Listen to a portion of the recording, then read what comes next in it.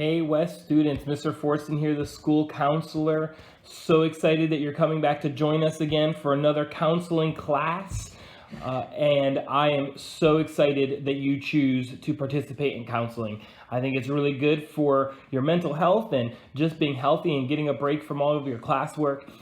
Today we're going to be doing what's called a mindfulness art activity. And mindfulness is something that we've used a lot in class, so I'm pretty excited to be able to bring that to your home. As you see, I have an assistant today. This is my daughter, Gia. I've talked about her a lot in class. She's like you, she's doing all of her work at home through videos and Zoom and meetings, so it can get pretty stressful, pretty crazy. So that's why we thought mindfulness art activity would be perfect. So a mindfulness activity helps to connect to a moment through whatever practice feels most comfortable to you. Meditation can sometimes have a scary word because a lot of people don't know what that means. So meditation can include a few things. Meditation could include, mindfulness could include meditation, yoga, and what we call grounding strategies or grounding activities.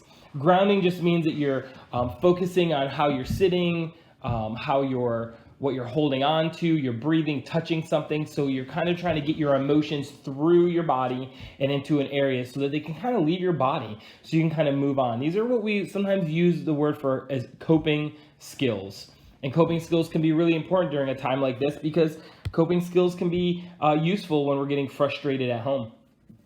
And we've practiced and discussed a lot of mindfulness activities in class. Some of those mindfulness activities include things like breathing, smiling, positive thinking, and we've done a lesson about that already. Walking barefoot through the grass or on sand or maybe on a driveway, maybe taking care of a plant, spending time in nature, forgiving someone. Maybe it's taking your dog for a walk. There are so many mindfulness activities, and the definition of the word mindfulness, it really is just a mental state achieved by focusing one's awareness on a present moment. So it's focusing on the moment that you're in. So while calmly acknowledging and accepting your feelings, whether they're good, whether they're bad, they're both feelings and they're okay. We all have feelings. So that's your thoughts. Everybody has thoughts. And it's also your movements in your body. Sometimes we can't sit still and we squirm or we run around the house, those kind of things. So it's acknowledging and knowing that those feelings are there, taking care of them and controlling them. So I like to do a wide variety of activities with you students in class. And I also like to practice a lot myself. And you can find anything to use as a mindfulness activity as long as it feels right to you. So art activities are a great practice, and I love drawing. I draw pictures every night for my daughter and my son to go in their lunch boxes, and it's something that I do every night because it calms me down before going to bed. It relaxes me and helps me deal with my emotions. And we will use a grounding exercise to do an art activity to help connect our emotions. So with this, you're going to need a few things. So you're going to need some supplies before we get started. So after this, if you need to pause and go find those, that'd be great. The first thing you need is you need paper. The second thing is you need a pencil. And the third thing is you will need at some point something to color with.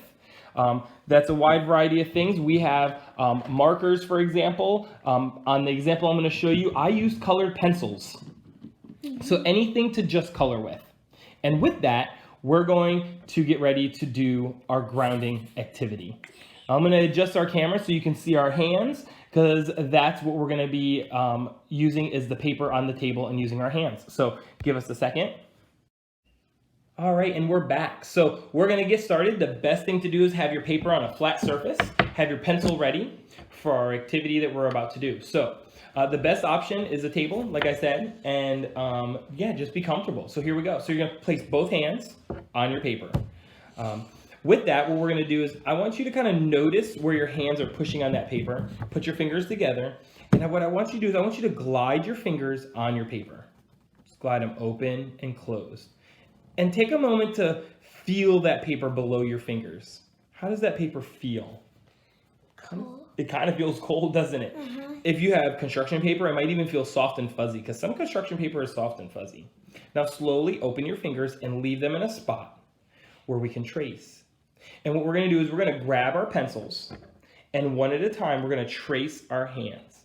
And as we're tracing our hands, I want you to feel that pencil gliding along the side of your hands. And think about how that pencil feels. How does that pencil feel, Gia, going across your... Ticklish. It feels a little ticklish. I think it feels cold. Cold. Smooth. Smooth if you're putting this part against... Yeah, it is, and that's like a plastic smooth part, yeah. All right, and then switch over to your other hand. And you're not left-handed, but guess what? It's okay. We're going to just do our best. I'm not left-handed either. We're just going to be positive, and I want you to, again, think about how that pencil feels. Maybe you say it out loud. Maybe you think it to yourself. But focus on how the pencil feels along the edge of your fingers. Just feel it glide. And when you're done, put both hands back on your paper.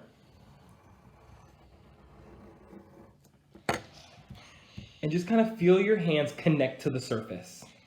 And as you're feeling them connect to the surface, I want you to be thinking, what emotions are you feeling right now during this time? Maybe you're feeling a lot of happy emotions, like being happy that you're home with your family and excited that you get to wake up whenever you want. Or maybe you have a lot of joy from being able to play games. On the other hand, you might be feeling some negative emotions. Some feelings that aren't so great. My friends. You can't see your friends, right? So maybe you're sad, maybe you're scared or nervous. There's a lot of feelings that could be coming, and that you want to leave that on the paper. So we want to push and focus all of our emotions, happy or sad or frustrated or bad, negative, any feeling you have, I want you to focus them onto your paper and push real hard and then release.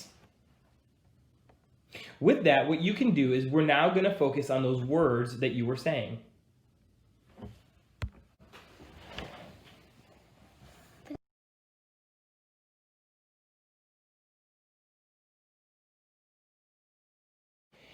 So with that, what we're going to do is we want to show you what to do with your hands. Now what I did is I made an example so that your video could go much faster, but Gia and I talked about some words that she would maybe want to use. What are some happy thoughts that you have? Some positive emotions that you've been feeling during this time? Do you have any negative emotions? You already shared one earlier. Nervous. Yeah. In our home, sometimes sad, scared. Do you have any positive words that you could use about how you're feeling with being at home? That it's going to stop sometime. That's going to stop. So you're hopeful that it's going to stop sometime. So definitely focusing on that. So what you're going to do is on each of your fingers, like what Gia created, is you're going to focus on writing your positive emotions on one hand in each finger, just one word, and then maybe some negative emotions on the other hand. And then you're going to use a process that you call the mandala style. Now, I have a whole coloring book for kids that we use, and it's a very relaxing, and it's these designs that you can see in this book. They're not. These designs are this mandala style. Maybe it's something that you've seen in art class before. And what we did is we made an example to show you. And this is our example. Our example is filled with emotions and words. Now, on this positive side over here, we have calm and peaceful and happy and hopeful. And on the other side, you can see it's a little bit darker colors, and we wrote words like worried and nervous and scared. And that is your project. For mine, I kind of focus on writing different feeling words on each hand and coloring one dark colors for the negative and bright colors for the positive.